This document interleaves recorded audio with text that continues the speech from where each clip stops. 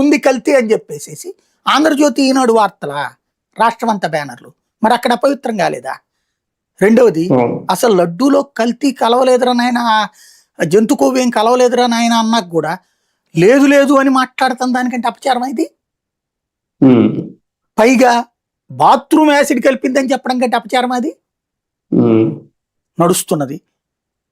ఎంతసేపటికి ఇంకొకటి, అన్ని గోళ్లలో తిన్న ప్రసాదాలన్నీ ఇట్లాంటివి, ఇదో ప్రచారం.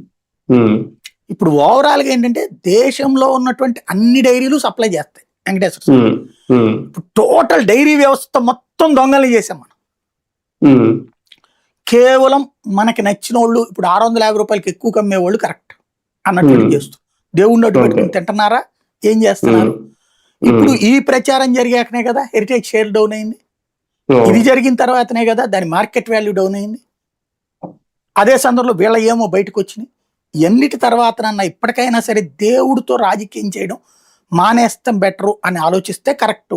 లేదు, దేవుడికి అపచారం చేసినటువంటి సందర్భంలో వాళ్ళు ఉద్దేశపూర్వకంగా చేశారు కాబట్టి మేము ఖచ్చితంగా ఇది చేస్తున్నాం, ఇందులో తప్పే లేదు, దేవుడు మా చేత చేస్తున్నాడు అనుకుంటున్నారా, దెన్ ప్రొసీడ్.